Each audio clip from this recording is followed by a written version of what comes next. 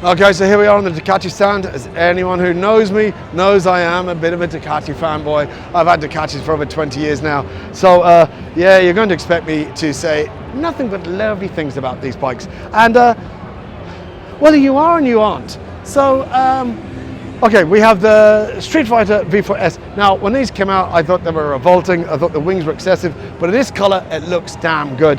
This is £23,000 and 208 horsepower, a lot of horsepower.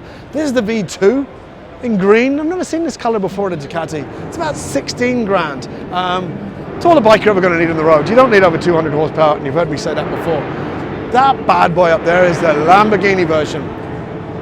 STO, it's a collaboration. Well, they're all owned by the same company. They're all sold out.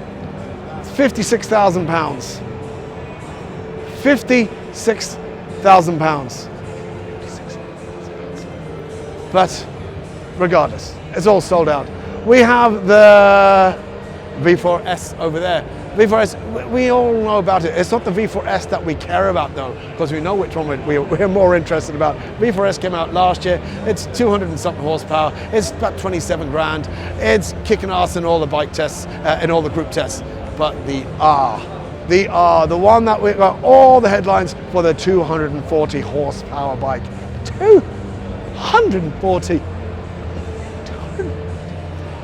Well, that 240 does not come cheap because it's coming in at 39,000. But hold on a second here. That 39,000 pounds does not give you the full shebang, the full 240. You only get a measly 217. So everyone makes 217 horsepower. Now, if you to get the full 240, you need to spend another £6,500 sterling on the Akrapovic exhaust system. And then there's another little map, and I think there's a different type of oil or something like that, but then that gets you up to the full 240. And you know what? If you're going to be spending 38, 39 grand on it, on the R, you've no choice in the matter but spend the extra 6.5 grand. Because could you imagine pulling up at your local coffee shop and saying, oh yeah, me and my new V4R, don't you know? Yes, yes, it's gorgeous, the pinnacle. And your man saying, yeah, that's not the one with the 240, that doesn't make 240. Well, no, it still makes it. Yeah. You couldn't afford the exhaust system, could you not? Well, maybe next year. You'd be mortified. You'd have to spend the full whack. So, unbelievable looking bike.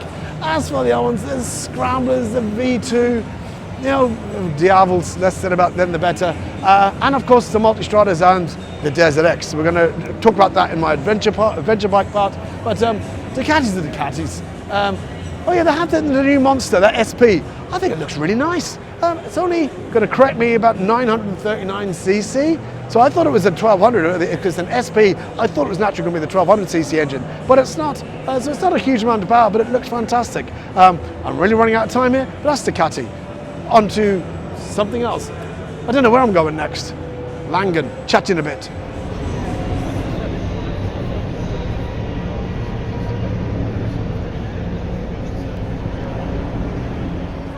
Okay, KTM, I'm going to have to really keep this quick because they're after signaling the 5 minutes and that's it. This has been the worst. I am so sorry. KTM, you know I'm a big fan of KTM. Earlier on this year, I actually went out and bought a KTM Super Duke 990 just for the sheer crack of it. There's nothing really extra from last year. They have the new 8C. Oh God, all sold out. I think they're around £33,000. Why will you not? We said this last year. Well, I did anyway. Why not make a more budget-friendly one and let us race about on it? But no, the 1290 Super Dukes, I love them. They're great bikes, great engines. I test rode the CF Moto MT800 last year, earlier on this year in Greece, and that has the KTM 790 engine in it. Fun enough, in January, this January, next in a couple of months, hopefully, all going to plan, I'll be test riding a KTM 1290 GT, Adventure GT in Tenerife. Hopefully. They're great bikes. I love them. I'm running out of time. I'm so sorry. This is the worst review video yet. I understand that, but I'll put some lovely background footage. I just can't really talk anything. I might do you know what? I might do some, voiceover. That's it. Yeah, if there's voiceover going, you realise I have just been kicked out. So KTM, fantastic. And thank you so much there, Gary. You're doing a sterling job there. Absolutely fantastic. Well done. Anyway, you feckin' idiot. So KTM's, I've already spoken about the 8C, that gorgeous, gorgeous bike. I'm not going to speak about it again. But as far as the road bikes are concerned, they're as bad as Triumph and BMW, nearly as bad as Triumph and BMW.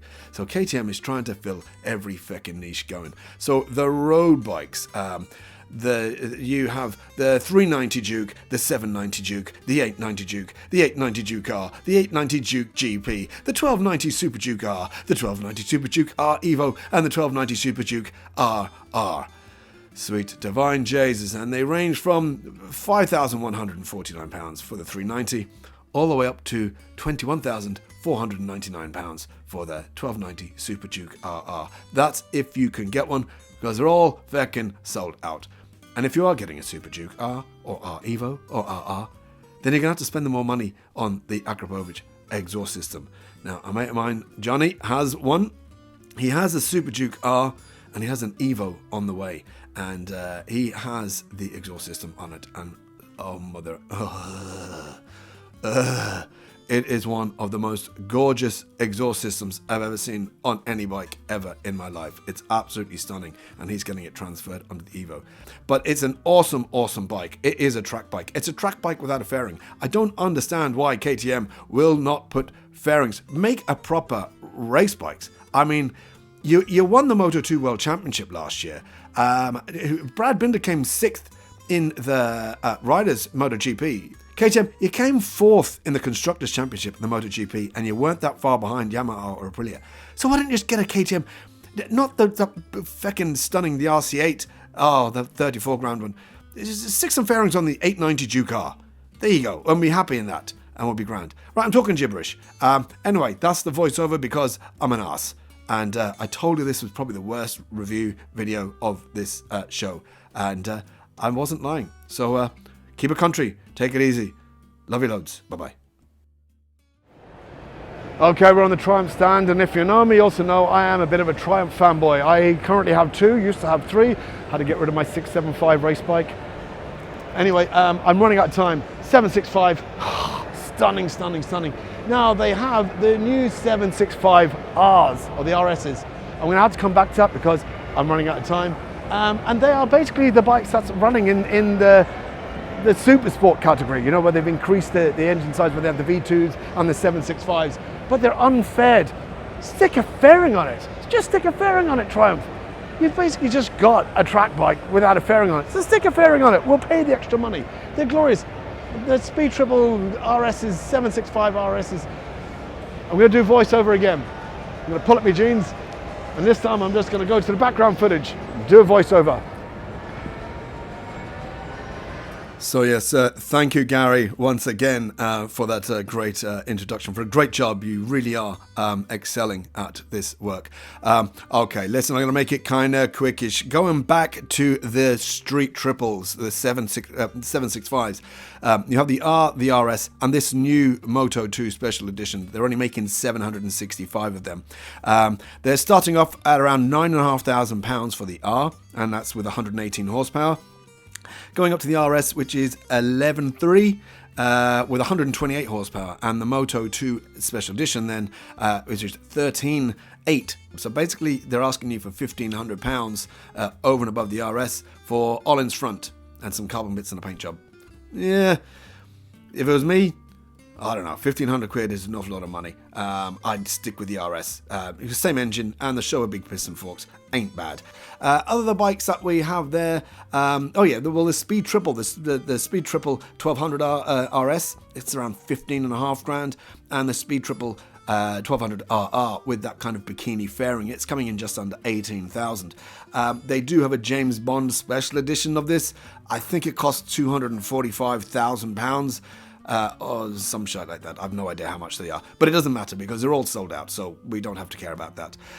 Now the RR, if you followed, I think it's Michael Mann from Motorcycle News, he had one of these as a long-termer and didn't like it. Didn't like the RR. That's kind of upsetting for me because, you know, as I said before, I am a Triumph fanboy. If you watched my video from last year, you'll know that I was a bit, I wasn't overly enamored about the looks anyway. But yeah, there's kind of a mixed long-term ownership on that. Other than that, you have the modern classic range. Everything from the Bonnevilles to the Bobbers, there's Speedmaster to the Scramblers, and the Speed Twins to the Thruxton RS. Now, the Thruxton RS, I think, is absolutely gorgeous. Love it, love it, love it. It's around £13,500. Effing gorgeous. I'd be very, very... I could find any amount of reasons to go for one of them. And I also think the Bobber in black, all black Bobber, looks kick-ass as well. And then obviously the Rocket 3. For those, I mean, the Rocket 3, it should be committed. It's nuts. It has no place on these roads. And I feckin' desperately want one. Unreal. I think that's... the Trident 660. 7.7, I think, £7,700. This is obviously going to have some competition coming out now with the Honda's new Hornet 750 and the Suzuki GSX 8S. Now, it's a bit down on power because it only makes about 80 horsepower compared to the 82 of the Suzuki and the 90 from the Hornet, and they're both going to be cheaper. So, I don't know, if you're in the market for a Trident, you may not even be thinking about a Japanese bike, but I don't know. I love Trident. I love Triumphs, but that Honda Hornet 750, I still could well be tempted by one of the other two due to the price. And that's it. Hopefully, I've made a bit more sense on this. I shall jog on to wherever the hell it is I'm going next. I don't even know. Even though I'm sitting here on my couch talking into a microphone, I'm still winging it. Take it easy. Good luck now. Probably my bike of the show, coming from a Ducati man. BMW have just baited it out of the park. This is stunning. £36,000 for this. If you're asking me, worth every penny. Oh my God, I don't think I've seen a bike with more carbon than this. 212 horsepower, carbon everything. Just, I want to lick it. And this, the M1000R, 25 grand I think on that. And for a naked bike, that's stunning. I actually don't even mind the wings on it. It's gorgeous, absolutely gorgeous. BMW have been nailing it with their S1000RRs anyway. When they renewed it in 2019 with the carbon wheels, and I think at the time it was like £19,500. They just nailed it, absolutely nailed it. And and they still have them. I mean, it's still cheap as chips. The Sport is over there. They're still, for what you're getting, it's still incredible pricing. They don't seem to be doing it great on the racing circuit. World Superbike and British Superbikes, they don't seem to be anywhere. Although Isle of Man TT, the main man, Peter Hickman, is all-time world records. Well, beating records left, right, and centre. But stunning. Oh my God! I know the show is over. They've already called it. I don't care. I love this bike. Oh. Yes, and thanks once again, Gary, for that beautiful introduction there to nothing. Is anyone still listening to this? Anyone still watching? Yeah? Feckin' Egypt, have you got no lives? Right, listen. Okay, I'm going to make this kind of quickie. So what I should have been talking about a bit more is the standard S1000RR. That sounds like a bit stupid saying standard, but I suppose next to the M1000, I think anything is standard. So the S1000RR is starting off at £17,150 with about 210 horsepower. That, to me, is a ridiculous price. That is such a deal. I don't know how, when you compare what else is out there, especially, and I hate saying this because I know it's going to upset a few people, the Japanese manufacturers, that's so much bike for the money. And even if you go for the extras, to me, okay, you can go for the M package, which is £21,630. That comes with the carbon wheels and the paint scheme and this and that and everything else. To me, I wouldn't bother with the M package. I'm not really worried about that color. I like black. They have the black version. To me, if it was my money, I'd be going for the all black, the stealth black with the carbon wheels. I'd get the dynamic and the performance packages and the titanium exhaust. You see, I've already been on to the configurator to work these out, so you don't have to. So anyway, that little lot, carbon wheels, titanium exhaust, all comes to $24,720. That's $3,000 cheaper than a standard Panigale V4S. And sweet Jesus, Wouldn't I love to see a track test of those two together? But I mean, for 24/720 with carbon wheels and the titanium exhaust, and I cannot see anything else out in the market that's going to come close to it. Other than that, you have, just like Triumph, they're covering every niche. You have all their, what they call it, cruisers, the R90s, and a whole heap of the R18s. And I tell you what, you look at that fucking R18 transcontinental monster, I don't even know what to call it, behemoth monstrosity. Well, all I can say is, clearly the Germans still have a fucking sense of humour. And, oh, Jesus. And that's it. Obviously, the off-road bikes, I'll talk about that now in the off-road adventure bike section. But, oh yeah, they have an electric bike. Bye now. Okay, I honestly am waiting for security to come and grab me and kick me out of here. It is now 8 minutes past 5, closed 8 minutes ago. But how could I leave without coming to look and caress this bike? If you watched last year's video, you saw me nearly getting man jiggy with it, and it still looks utterly divine. 45 grand, worth every penny. Again, Jesus, if you're wealthy, you're doing well between that M1000RR and this, and fucking, and you know, Langens. It's just, so we have this, the V4R, V4 SV. We have the cafe races, which are now covered. The new 981s. If you're following the old Norton story, Norton now is under good financial backing. Well, you know, we hope so, and we assume so. The names that's been bandied around, they're not like your old fella. We're not going to mention his name from years ago. They do seem to be on good financial footing now, and even they're doing so well. Like even all the orders that were cancelled and lost, and the deposits were taken, and the customers thought they were going to lose their bikes. The new owners are actually building their bikes to order, so fair play to them. But these are stunning works of art. I'm going to do a voiceover on this because I'm out of here now. I'm being kicked out. This has been the worst review video yet, and I am aware of that, and I do apologize. Voiceover. Should I do another dance? I'm fading out now. I'm moonwalking out of shot. I'm moonwalking out of shot. I'm moonwalking out of shot. So they're bread and butter bikes, for want of a better term. God, it sounds wrong, but you know what I mean. Is the Commando, the 961, the SP, and the 961 CR. Fundamentally, the only differences between the two is the handlebars. Yeah, I kid you not. I think I'm 99% sure it's just a difference in handlebars. Now, the pricing. This is interesting to me. The SP is starting off at £16,500, and the CR, the Cafe Racer, is £1 under 17, so 16,999. Making around 77 horsepower and 60 pound-foot of torque. Not exactly the lightest bikes on the planet. They're about 230 kilos, so 77 horsepower and 60 foot-pound of torque, pushing it around. It's going to be a leisurely ride. It's going to be a leisurely ride. As far as the V4 SV is concerned, if I hadn't said it already, it's 185 horsepower. It's their own 1200cc V4 engine. The frame, as you've seen, is glorious, hand-welded aluminium, and it's carbon everywhere. The V4 CR, the Cafe Racer, is still a prototype. It was a prototype last year, lads. I mean, come on, seriously, will you just feckin' build the thing?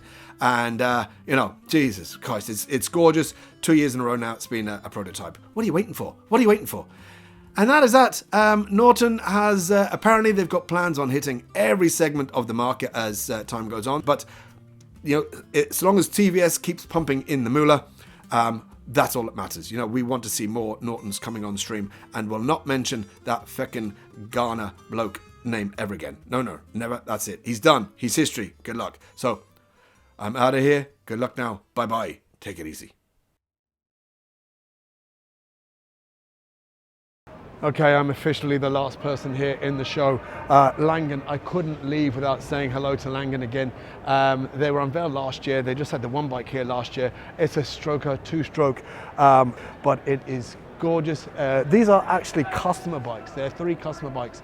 They're making 100 and that's it. They've already made and sold 80. I think the last 20 are being made, and every single one has got little tweaks according to what the customer is looking for. They're utterly divine. They're absolutely gorgeous. So once this 100 is gone, that's it. Now they are fundamentally an engineering firm, and I've heard that what they're doing next is they're working on a 4-stroke, because these aren't Euro compliant and they don't really give a monkeys because all 100 are gone in the UK. But they did tell me that they are working on a 4-stroke bike. So this one that they're going to hope will be EU or European compliant, that they can expand the bike and expand the name, because they are gorgeous pieces of work. Not overly expensive.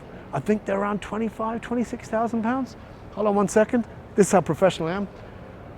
What's the price? 25, 26? About 25, 26 grand? 34. I'm talking out me feckin' hoop. 34 grand. Still doesn't detract from the fact that they are amazing looking machines. Where the hell did I come up with 25, 26 grand from? You know, I'm a feckin' professional, that I researched all this shite before I start talking. But anyway, it's still important to come and have a look at them. They're fantastic. Hopefully next year they might unveil the 4-stroke. I am out of here.